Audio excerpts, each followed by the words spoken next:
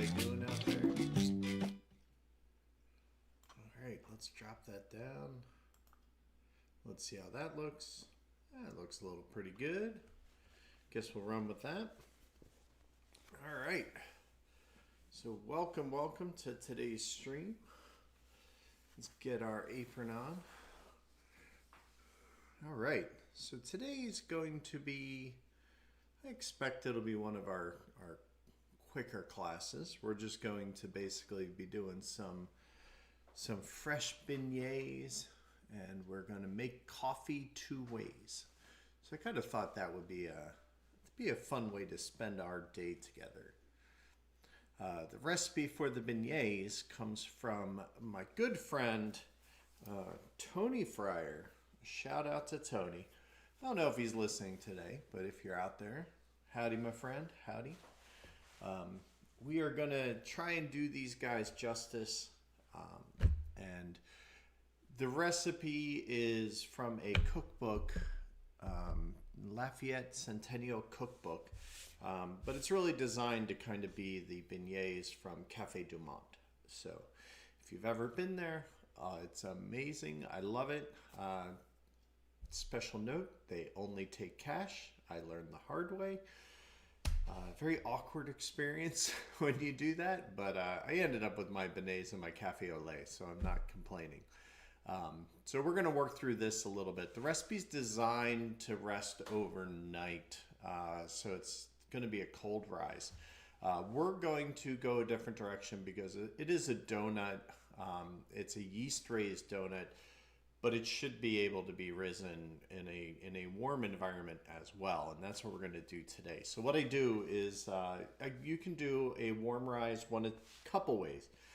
If it's nice and warm out, you can leave it on the counter, put a nice cover on it, and let it go. It'll be fine.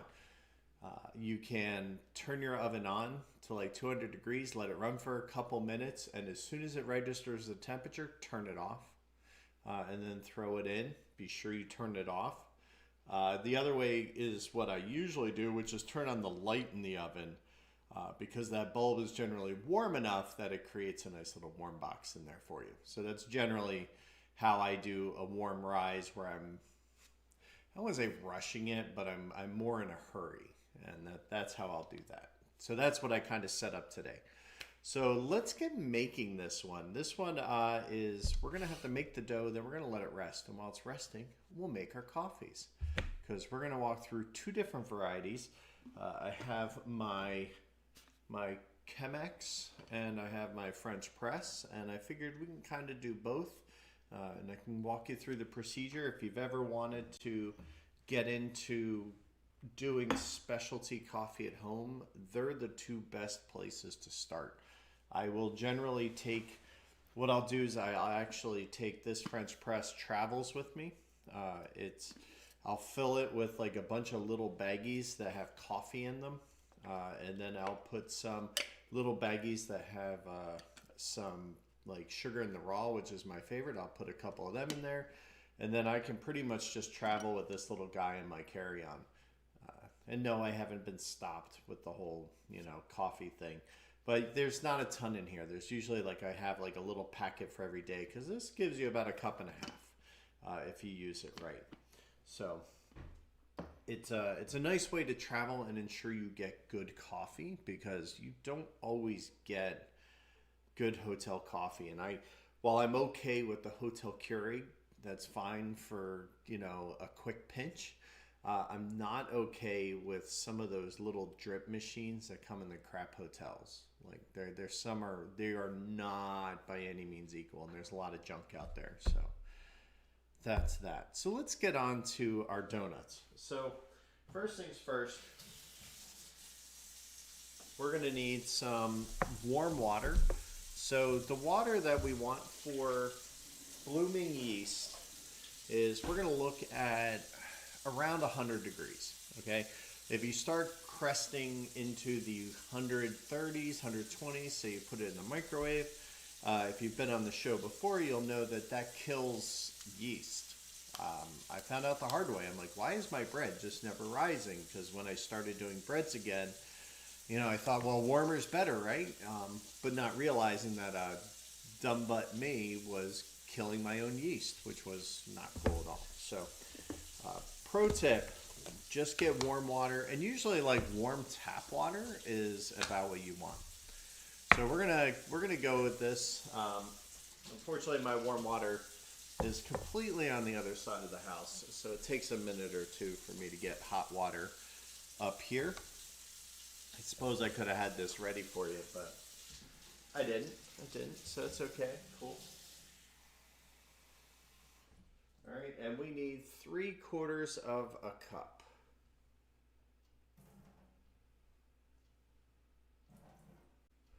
All right, we don't want a really wet dough, so the other thing is when you use all-purpose flour versus bread flour, things like that, it really can change the water ratio, so just be careful. All right. Okay. I just saw something go on, so I was a little curious what was happening there. All right.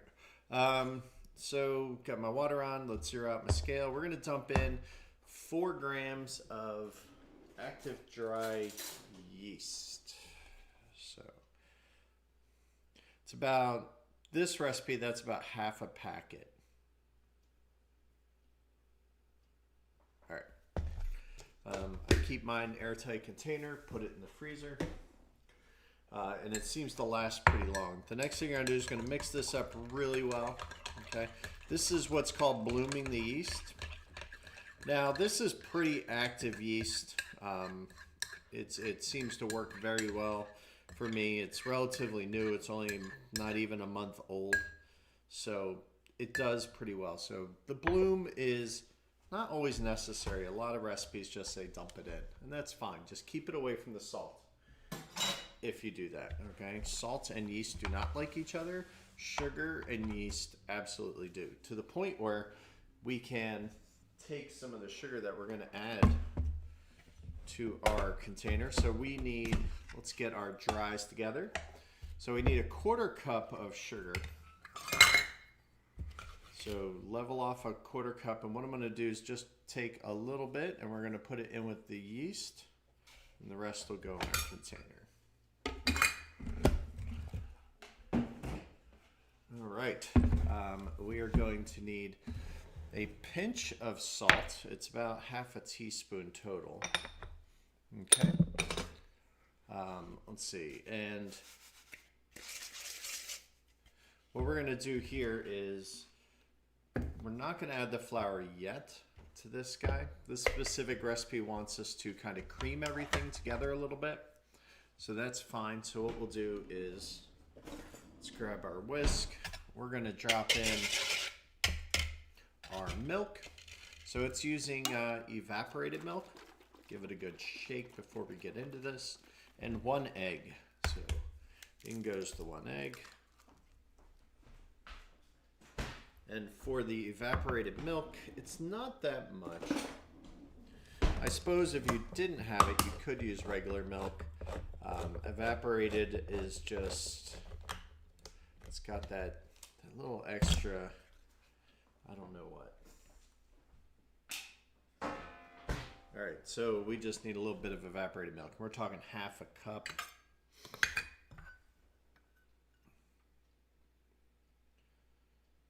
All right, so in it goes. And we're gonna give this a really good mix. So it's interesting, you know, we have 2 leaveners going on. We're gonna have the yeast, and then we're also gonna have the egg will be providing a little fun to the party. So I'm kind of curious, you know, this is a different kind of donut.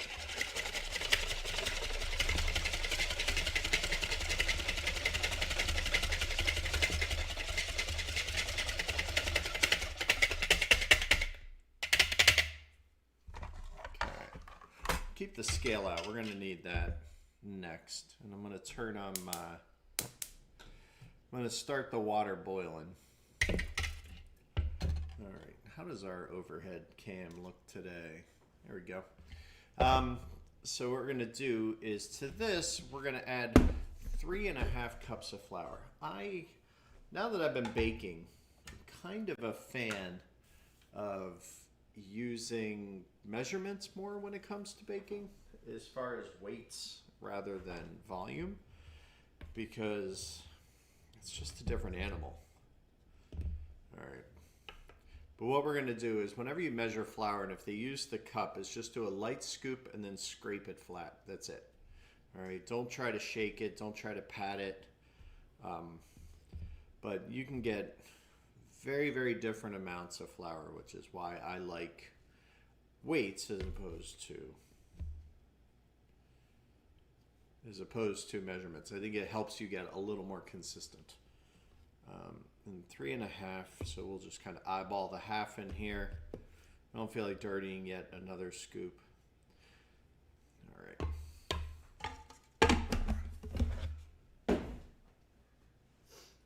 All right.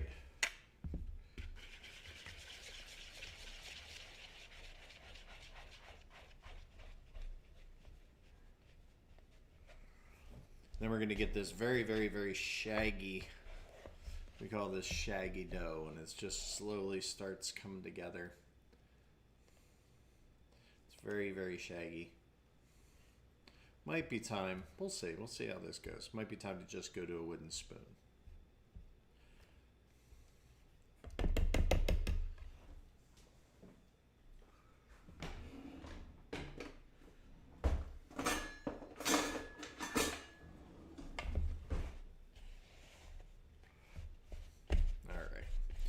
Now, we also need to add in a little bit of shortening, okay?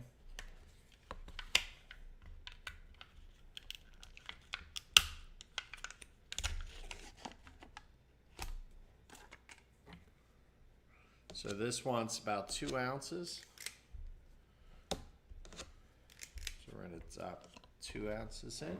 My scoop just happens to be a 1 ounce scoop.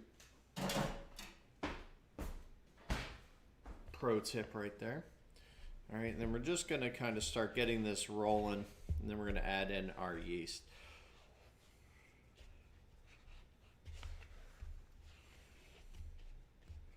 And I could do this in a stand mixer, but I decided let's go a little more authentic today.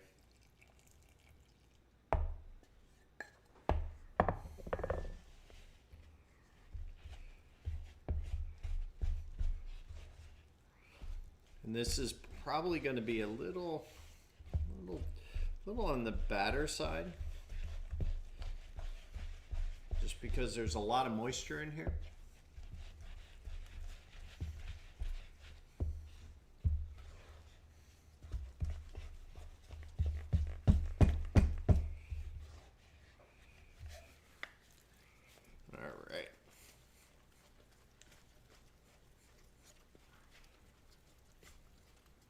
Now, I will tell you, we're not trying to get a lot of gluten activation in this.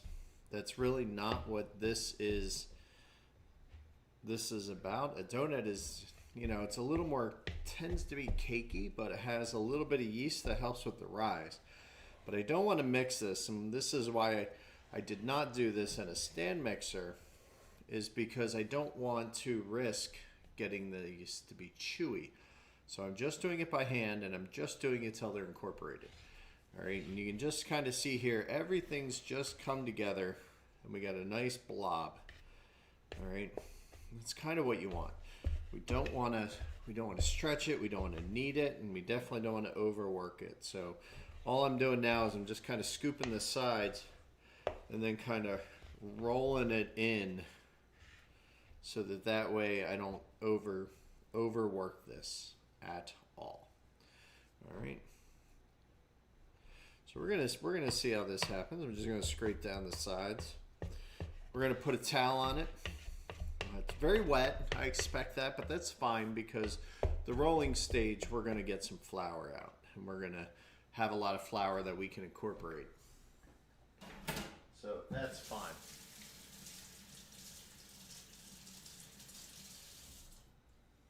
All right. So we'll take my towel, and we're going to put this in the oven with the light on for for about half an hour. And what we're going to do is we are going to gently walk through doing our coffee. So we have two methods that we decided to talk about. And we're going to do, let's see, we can start with the French press. Let's start with the pour over because that's really the one I want to drink, honestly. And the French press will probably be a little richer and a little darker, and that'll make a really good cafe au lait because we'll kind of do that towards the end. So what I have over here is, this is what's called a pour over kettle, and it's got a gooseneck that's running really low so that as you pour, you don't have to tip too much. You only have to tip so it comes out there. It also has these holes in it to which I keep a thermometer because when it comes to, if you're going to start playing around with this and making better coffee, you kind of want to pay attention to temperatures and weights and things like that. So what I have here now, if I were like super awesome and money was no object, I would have a really awesome burr grinder. They are most certainly the best grinders you can get, but unfortunately I can only afford the $20 Compresso here. It's a blade grinder. Now it does the job. The argument is that the blade grinders heat up the oils in the coffee and it can, make the blend off. Also, you can cause, it's harder to get a nice even blend, and it's hard to get really fine for pour overs and espresso. You definitely can't use this for espresso. That's fine. Not what we're here doing today. All right, I have my beans. Keep them in an airtight jar. These are locally roasted from Backyard Beans here in my local area, and it's just nice dark roasted blend. I like a good French roast. I seem to like more chocolate than Ethiopian kind of bitterness that I'm finding. And I use a ratio that I found online, and I'll link the gentleman in the description. Basically, this, again, thank you metric system because you're the best. It's a 65 to 1 liter ratio for pour over. My ratio for a French press is going to be a little higher, not much, but a little bit. And what that means is it's very easy to weigh things. It's very easy to weigh the water and weigh the beans. So with that in mind, I don't need a liter of coffee. I'm already going to be bouncing off the walls with this coffee this late in the day anyway, because of course I'm going to drink it. I'm not stupid. But what we're going to do is we're going to take the beans and we're going to cut that in half, because about 500, half a liter, that's more than enough coffee. All right, so I'm going to zero out my scale. It's set to grams, and this is the lid of the espresso maker. Now I'm going to tare it. Tare it means to zero it out once it has an object on there. And I'm going to put about 32 grams of coffee beans.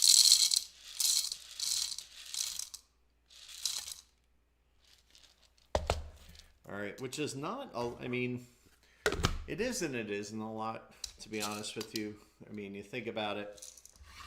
We're going to dump that in our grinder here, and we're going to grind. Now, the grind is a little, if I just buzz this, it'll take forever, okay? So what you want to do is you want to buzz, shake. So you're going to see me do that. So I'm going to, this lever here starts it, shake it, shake it,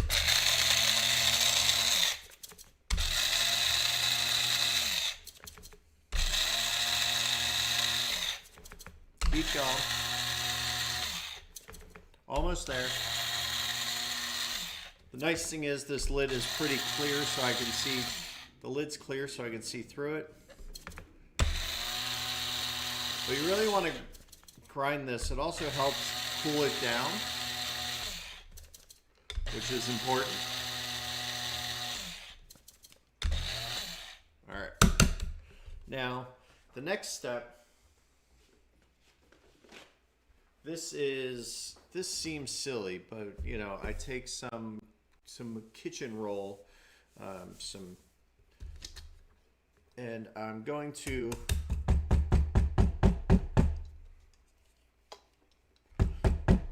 dump out everything I just ground. And then I'm going to basically flatten it out. Now, I'll be honest with you, this is a double sheet. I usually only use a half sheet when I do this.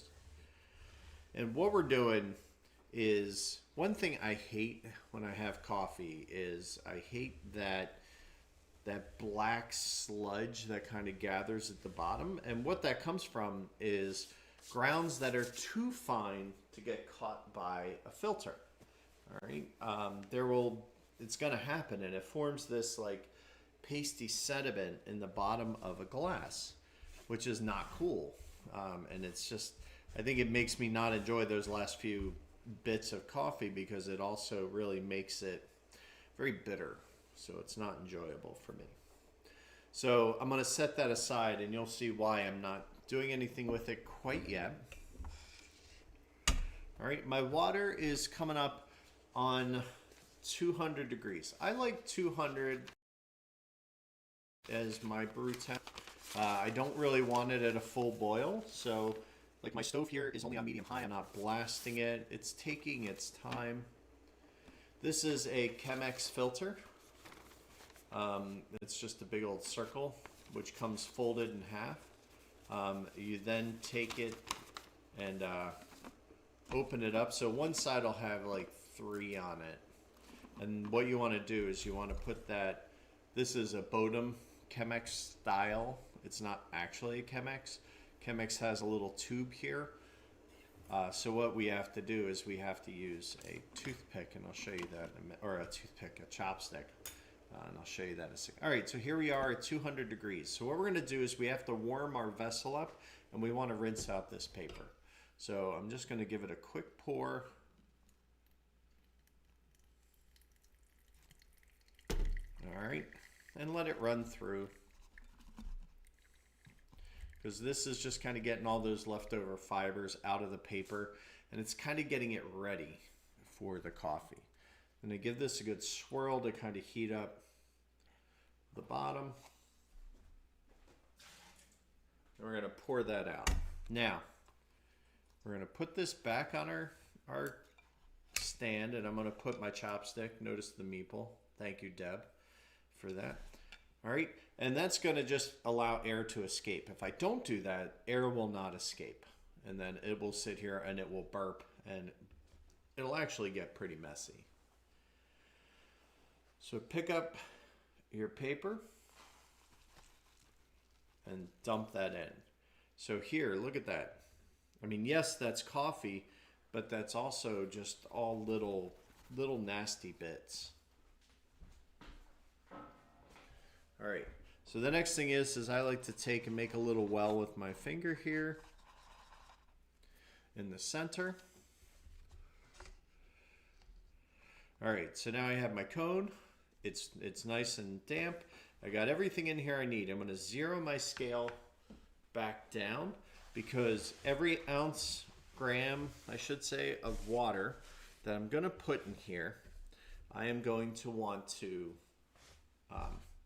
make sure I account for. So this is going to be what's called the bloom. So with the bloom, I'm going to try to agitate all of the coffee bits here. All right, and then we're going to try and just get it covered. We're going to let it sit for about 45 seconds. All right, so here we go. Pour right in the middle. Get it all the way around. Really pouring it from a little height. Give it a quick little shake. And we're going to let it sit.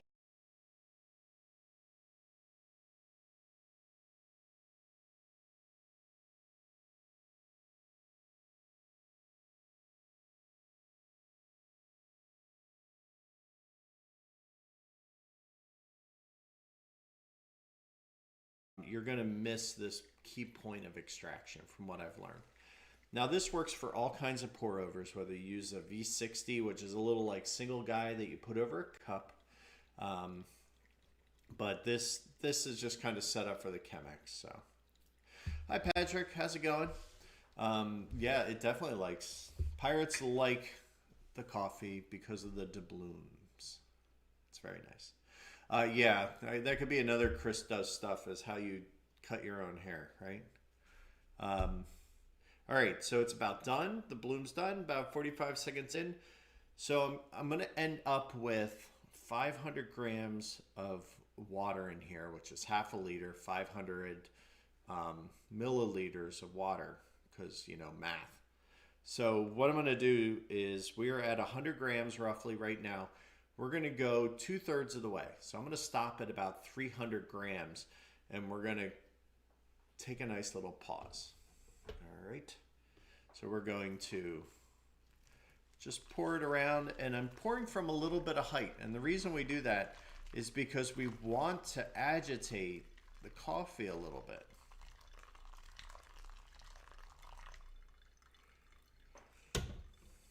All right. So we want that kind of light agitation that you're getting from that height. If you just pour it over straight, it's not going to get that. You bought a new knife and a whetstone? What knife did you get? That's exciting. New knives. I mean, I haven't bought a new knife in years. Years, I say. All right, we're going to give this a little swirl. And that's really just to make sure that everything's kind of getting off the sides. Now we're going to take this all the way out to the 500 grams. All right, so we're going to just kind of pour it along the sides. I never go really right in the middle.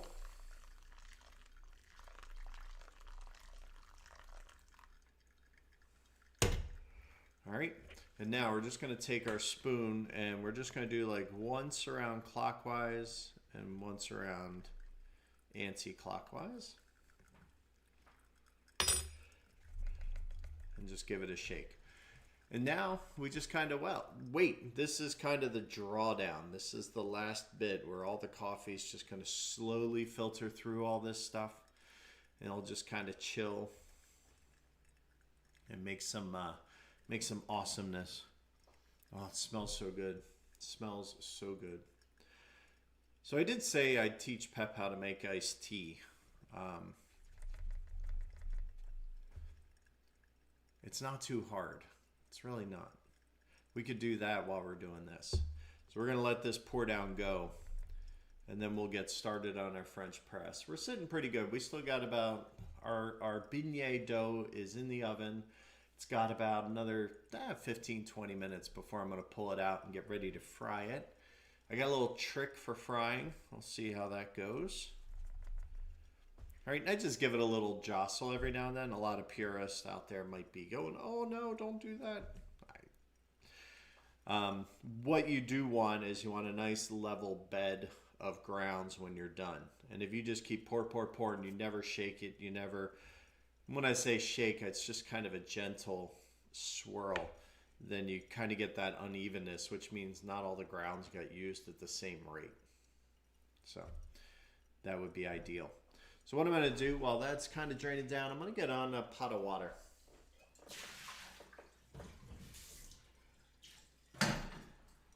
The water I use, good question. The water I use, I have a filter on the tap. That is what I use. You could use anything that's unfiltered is completely fine, but I prefer to be something that at least has some filter.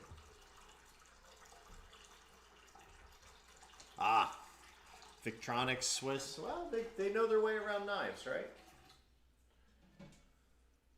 Can't say I'm familiar with them and how they cut and all, but the best knife is the one you use, right? If you don't use a knife, it's no good. So, all right. So for the iced tea, I'm going to turn the water on. We're going to blast it.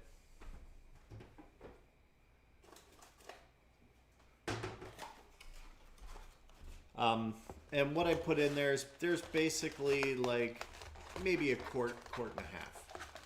All right. Now I like a decent amount of iced tea. I usually make about a gallon at a time. So do about half to a quarter of it in your water.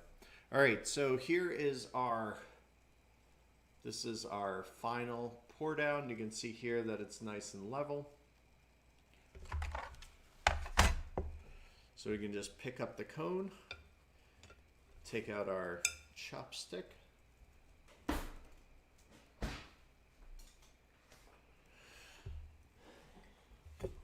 and let's give it a taste.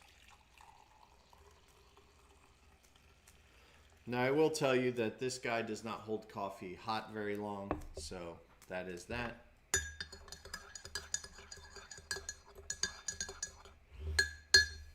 I just put a little sugar in mine, not much.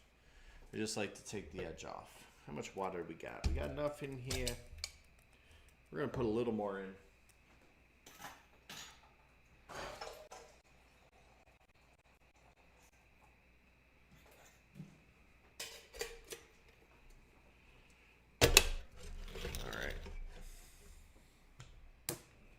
We'll put that guy on.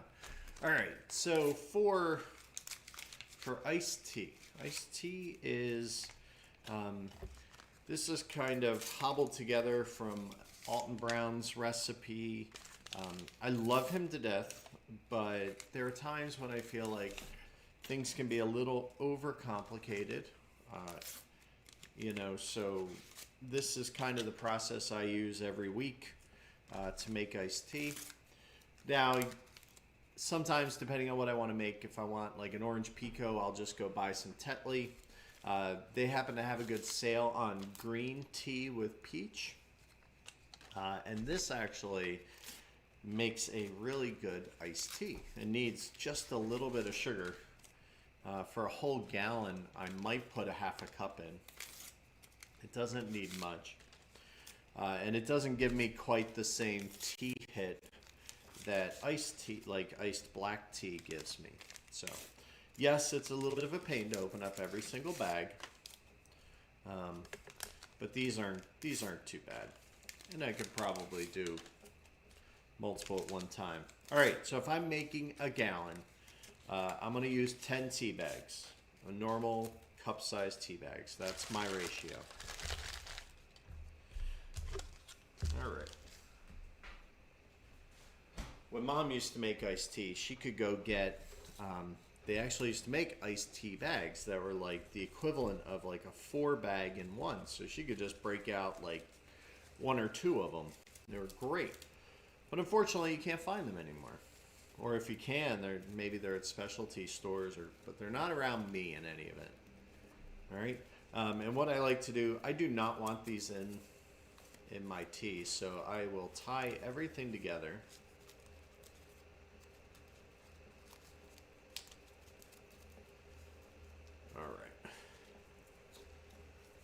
Okay, and then we're going to wait until this is just about to boil. Again, it's kind of like the same thing with coffee. We don't want to go so far that it boils over. If it does, then that's too hot and it might actually like cause bitterness to come out of the tea. So we just have our 10 tea bags, we have our water, and then as soon as it gets close to boiling, that's when we know we're going to be ready.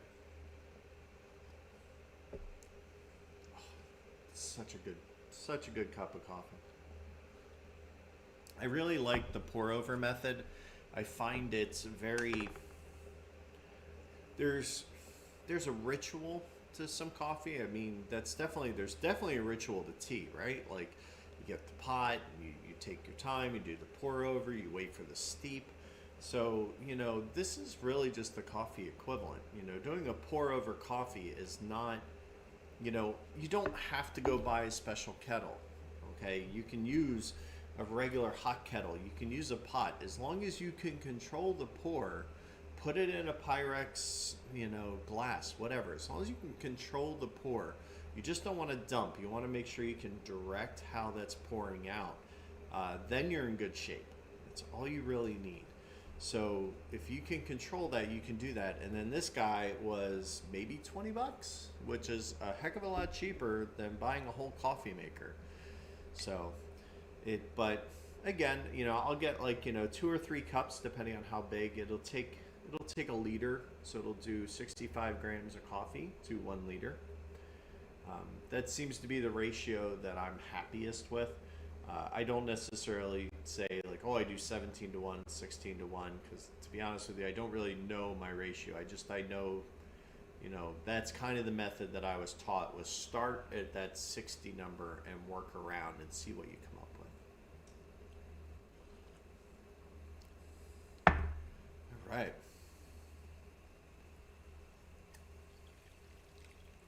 I think I'm going to be bouncing off the walls today.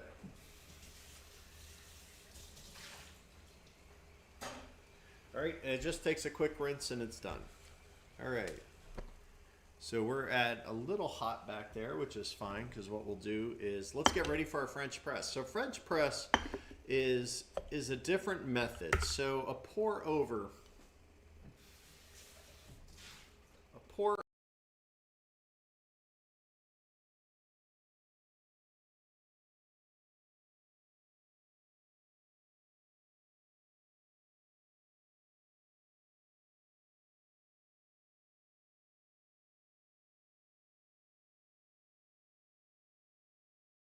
to steep the water with the grounds inside of it and rather through it.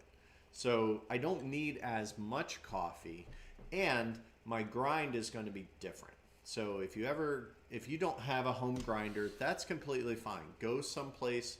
If you go to Starbucks, you go to a good coffee house or whatever, you tell them this is for pour over, or this is for, you know, this is going to be for my French press. They're both great methods, and I think it kind of depends on the kind of coffee you like. I tend to like a more robust coffee in the pour over, like a deep, dark French roast.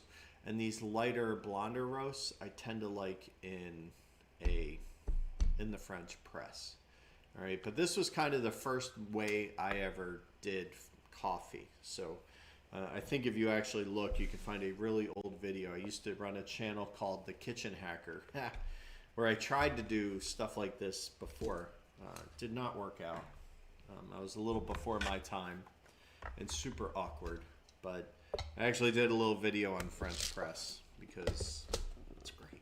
It's just a good way to enjoy coffee. So we're gonna drop our ratio a little bit. So, you know, my plan is still to do 500 milliliters of water, but this time I'm only gonna do about 30 grams of coffee. And because I'm with you guys, you know what? Let's grab a different one.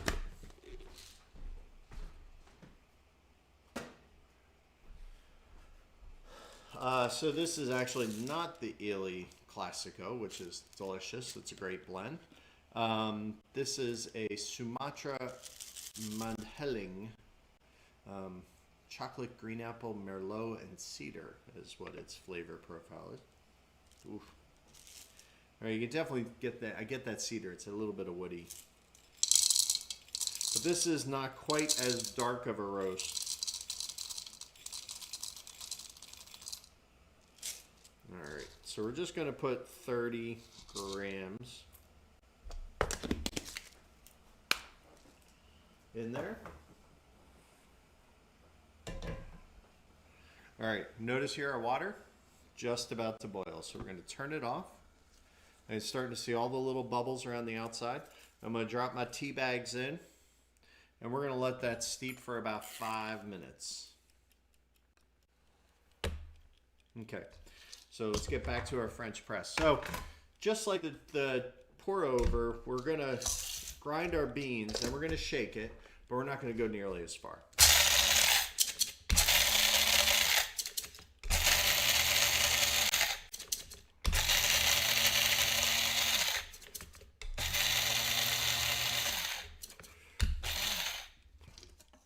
This should actually be a coarser grind of coffee. Now, we're going to do the same thing, however, where we put it on a piece of kitchen paper, because I really don't like the grit and dirt in the bottom of my coffee.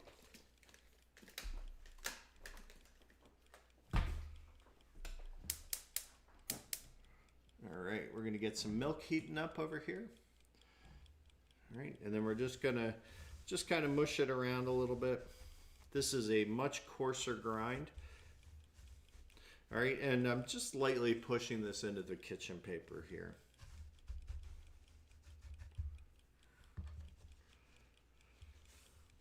So the length of time that coffee spends in contact with the grounds will directly determine how big the grounds should be. So because this is,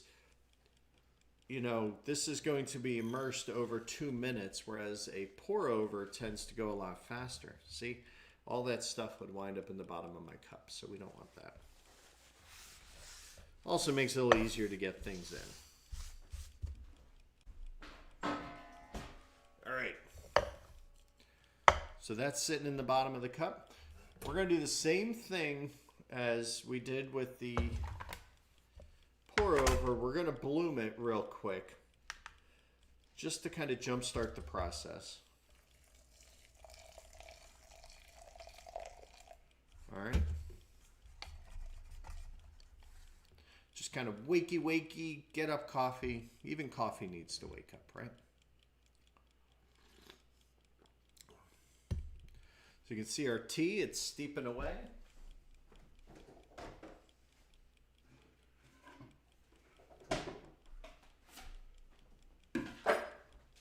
All right. So we're going to let this bloom. This doesn't need to bloom nearly as long, okay? But I definitely like to do it. This helps make sure that all the grounds are really well coated and covered. And then we're just going to pour in.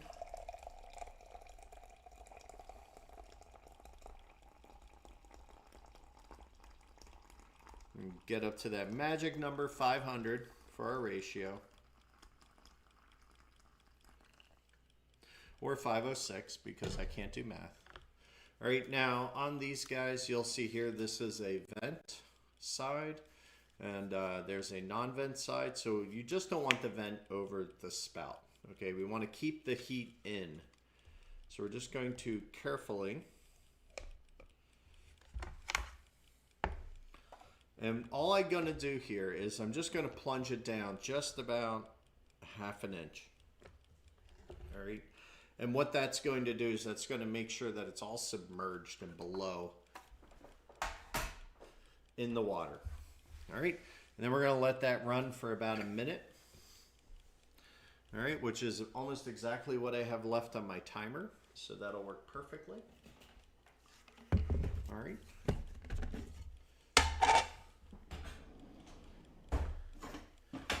And then what I'm going to do while this is still hot, I want to take this as a ½ cup.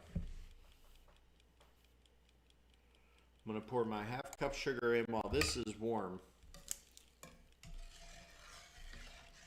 And we're just going to stir this until that sugar is dissolved.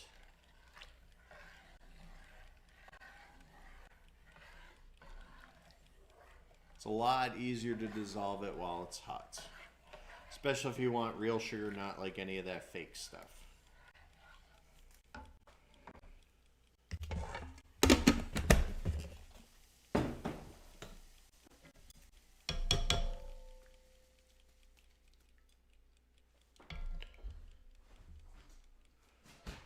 All right, so we pull that out.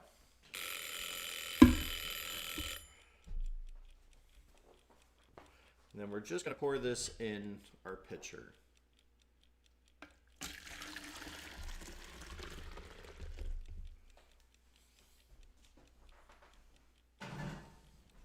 And as you can see, it's only about 1/3 of the way full, which is perfect. And all I'm going to do is I'm going to take some cold water. If you want to drink this sooner, fill this with like halfway with ice. As long as you have like filtered ice laying around, just not that funky ice that's been in your freezer for hours, for years, and the rest with cold water, and then it's ready to drink.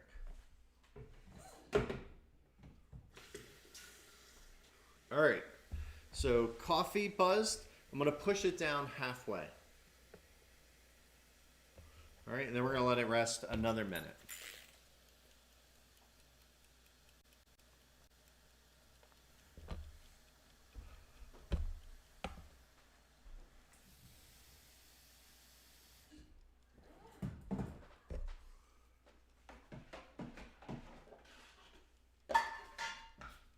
give that another stir, and you got iced tea. So our iced tea's done.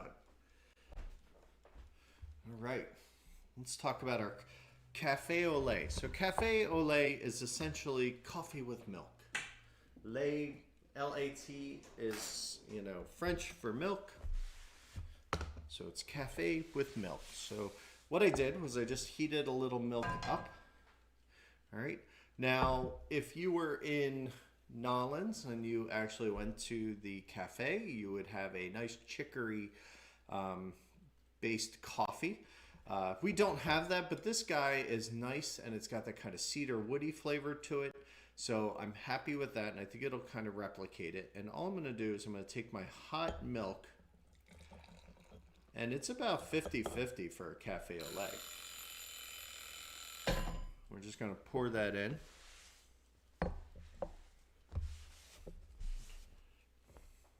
All right, so the last thing to do is after our minute's up, we're going to plunge that all the way down.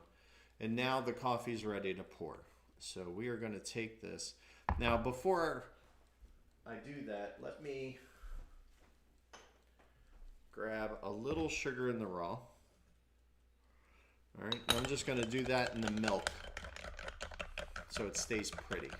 Because I think one of the good things about a good Cafe Au Lait is that it kind of separates a little bit. And I think that's some of the best. Now spin this around so you get those vents. And now you can pour it out.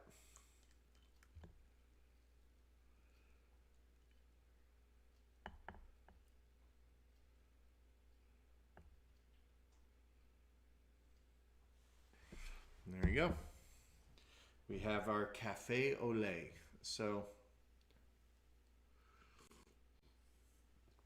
which is hot as the sun, but delicious nonetheless. All right, so let's talk about frying our beignets. So we got to go get them.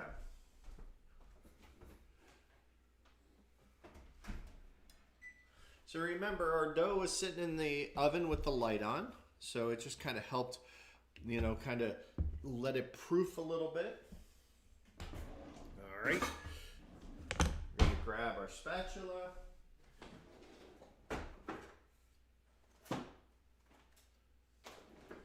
Let's grab our rolling pin. Actually, we'll use this spatula. This will probably be a little more appropriate. All right, we're gonna want our dough scraper, and we need some flour. Now, this is a very wet dough. You will need a lot of flour. So don't worry about it. Give yourself a nice covering on your board. We're going to need more on top. Now let's take this guy out.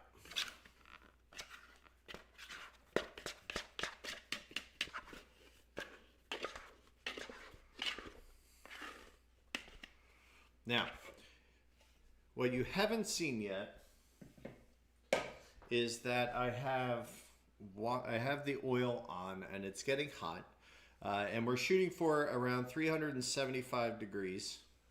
All right, which is kind of that normal frying temperature. So that's going on. All right.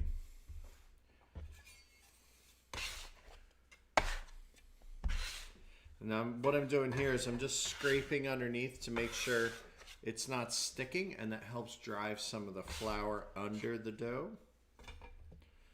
All right, we're just gonna lightly press it out, and then we're gonna roll it. Now we only want to roll it to about, we don't want it too thin, we don't want it too thick, we really want to find the Goldilocks, which, to be honest with you, for me, it's probably going to be, let's see, they say a 1 1/8 inch thick, or an 1/8 inch thick, I should say. That seems a little too thin to me. All right. So we're going to go to about a 1/4 inch. And as you can see, it's huge. I mean, if you actually work at Cafe du Monde, you probably have a sheeter that takes care of all this for you. but we don't. We do it all by hand, right? This is just, I'm excited. I love beignets. I've been to New Orleans twice. Once was for work. I had to go to Mobile, Alabama. And I decided to fly out of Louis Armstrong just so I could spend my final day at walking around the French Quarter, which I love.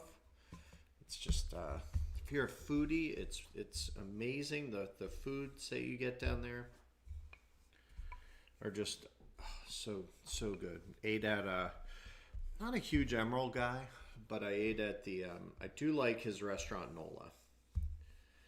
I avoid Commander's Palace. It's just so old school. It's not my style. Was my style when I came out of chef school 30 years ago, but it's not now. All right, so frying, we're here. Time to talk about frying. Now, we have, where are you? Come on. I know you're in here. Okay. So, I kind of learned how to fry. Well, I mean, hey, I've worked in restaurants where you had fryers, trust me. But we have, like my dad and parents, we used to have a Fry Daddy. It was like a little deep fryer thing. But I want surface area when I fry.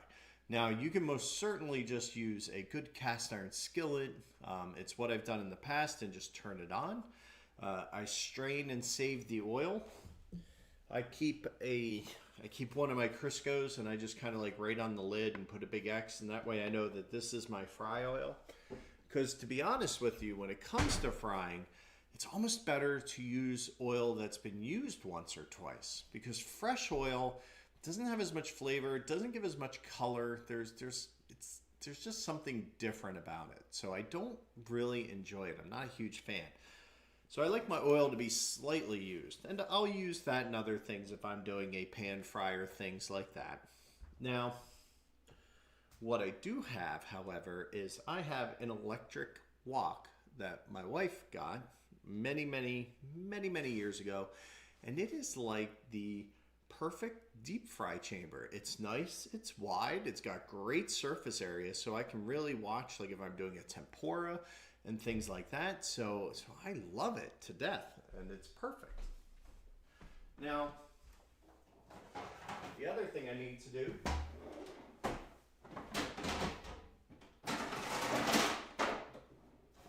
is we need to be ready to receive these.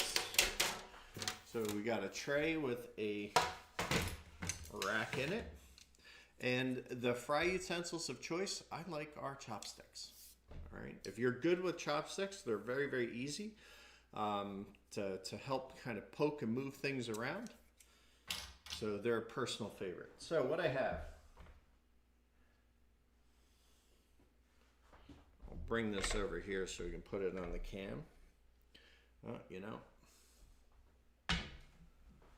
let's do something else first so I don't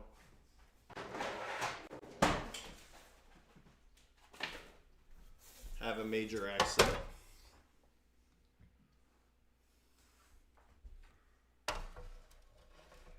All right. So the nice thing is I can kind of dial this guy into 375, and it just gets usually right around there. Now I double check it with the thermometer, and it's pretty good. But I mean, this is what it's designed to do. It's designed to hold temp, which, to be honest with you, it's a much better fryer than it is a wok.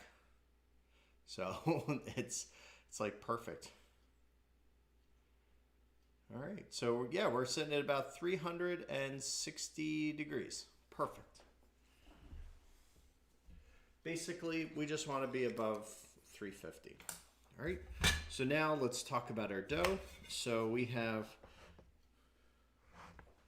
let's just get rid of that little guy that I've been pushing my belly into.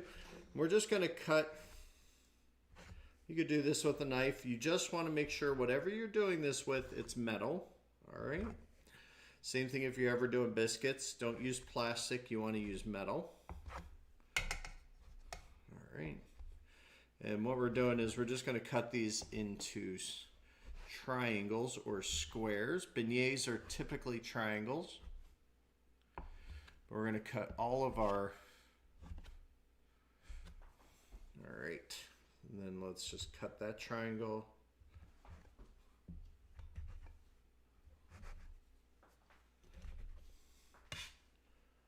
All right, and in they go.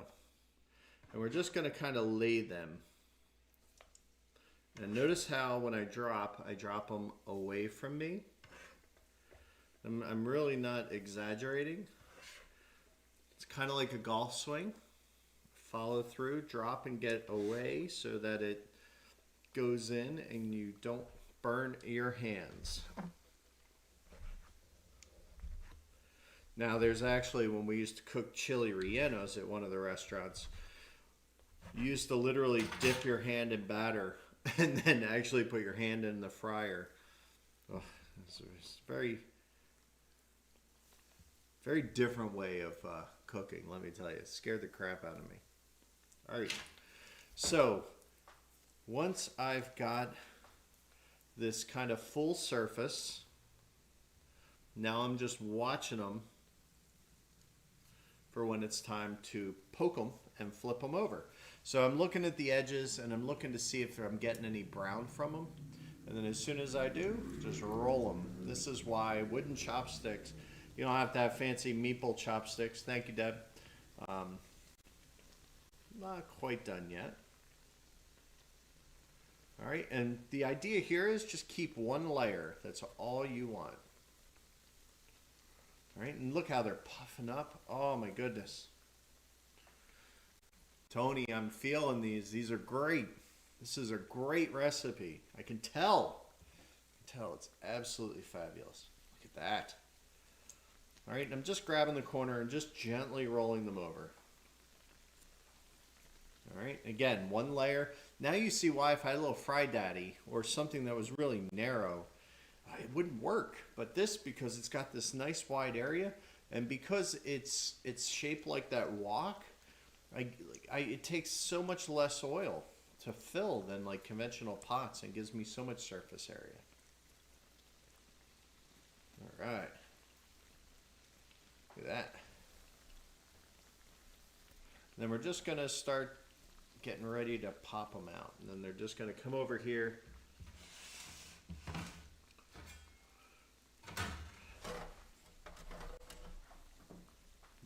That wasn't scary at all, right? Not at all. All right. As they're done, they come out. And I'm checking them before I'm taking them out. I'm looking at the bottom side here.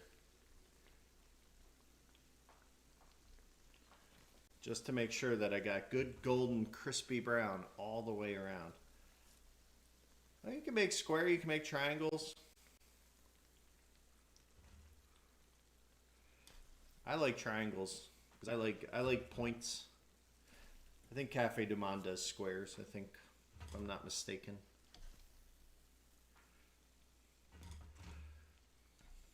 You know why I like triangles? Because I get the crispy corners.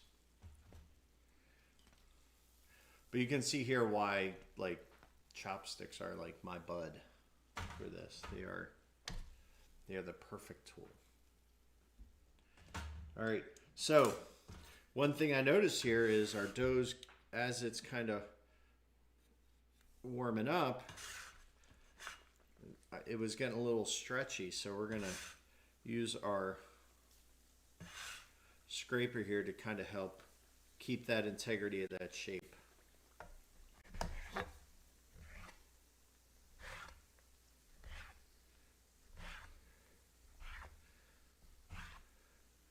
It's funny how many I feel like every culture has a fried dough kind of recipe that they use. You know, the Italians have it with the bombolini. You know, we have it in some of the Pacific cultures as well. But I feel like everybody's got it. Because, I mean, At some point, somebody figured out, hey, I can cook bread in a deep fryer. All right, so while those are going,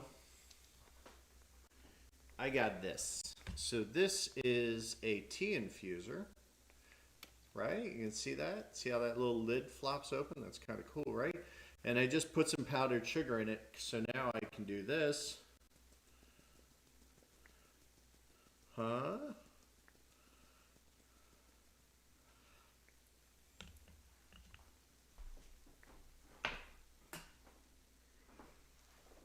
All right. I know you're not going to understand this, but it's going to be hot.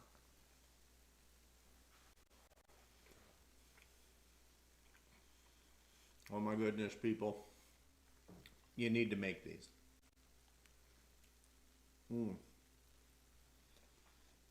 Wow. They're so light, they're fluffy, yet they're still cakey. I mean, but it's not overly sweet. It's a really nice, not savory dough, but it's not like Dunkin' Donuts gonna just, you know, I feel my teeth rot whenever I eat you kind of sweet.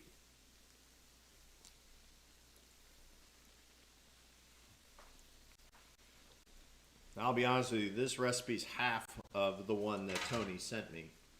So the recipe I gave you and everything should be good.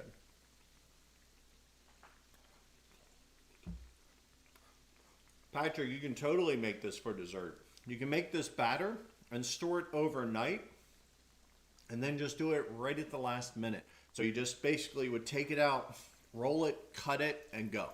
Like that's all you need to do. So it would be a great dessert for a shrimp boil. Oh my goodness. You don't understand, like guys, this is taking me back. This is making me feel like I'm sitting under that green and white awning. It was a gorgeous day, but it was just about to rain. Like I had that smell in the air coming off because Cafe du Monde's like almost right there on the Mississippi. These are so good, so good. So we're just going to sit here. I'm just going to fry these up and then that's going to be it. I mean, as you can see, I quite literally have my work cut out for me.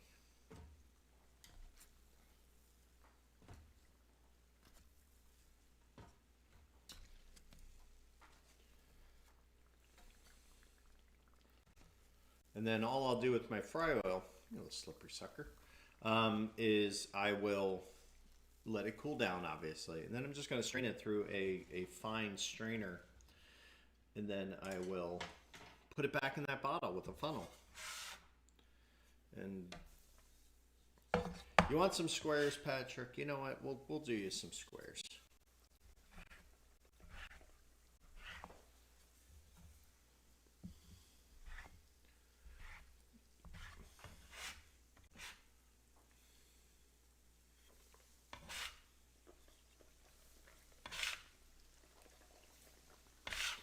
So these were rolled just like I'd probably say in between a quarter and an eighth, probably in that 3/5 range. And they're I don't want to say they're too thin, but they're right there. They're right on that edge. You could certainly be a little thicker if you wanted.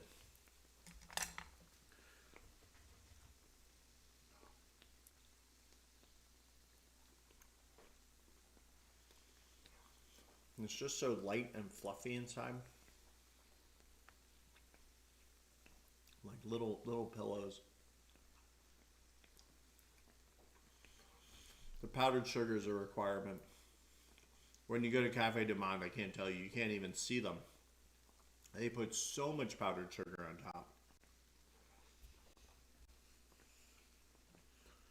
But I tell you, by the time you're done, you're looking for more.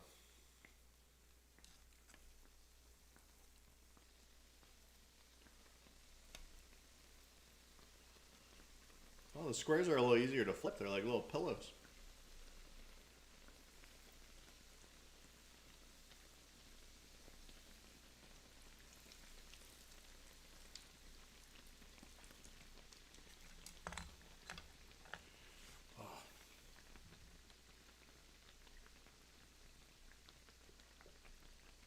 Man, if you ever needed smell-o-vision, people, tell you. You need to invent that. You really do. So there you go. We have it. We made some pour over. We're making some fresh beignets. I'm actually impressed. The squares are getting a nice puff to them. I really like that. So yeah, I might do the rest of these as squares. Good call, Patrick. We made some iced tea. So we walked through a basic iced tea. If you want to add fruit and things like pep, I know you might want to do that. That's cool. Do that after you add the cold water and some ice, because you don't want it to get too warm because it might macerate the fruit and make it nasty. If you want to add mint to it, I would do leaves now, like while it's cold and just slightly warm. That would be fine. We also did our French press. We walked through how to do that. A little cafe au lait. And then of course, you know, we fried our beignets. And my goodness, I have a lot of beignets. I may be taking these over to my neighbor and leaving them a little care package because, yeah, there's a lot. I think that would be a pretty cool care package, right? Like, hey, I left something on your doorstep. It's about a box of beignets. I hope you're cool with that. So, I'm gonna finish up. I'm gonna fry these guys, but I'm gonna let you go. We're sitting at an hour. I'm really happy with that time frame.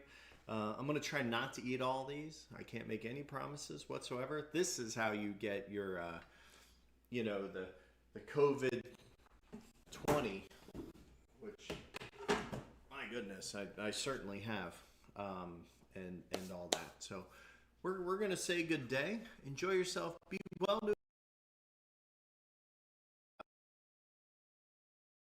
Suggestions for next week. I haven't really given it too much thought yet as to what we're gonna do. So if you have any questions, thoughts, or comments, let me know. Shoot me an email. You can just put a note in the video because I see all of them, unless you're like, you know, porn spam, in which case you just go away. All right. Have a great afternoon. We'll talk to you soon. Be well.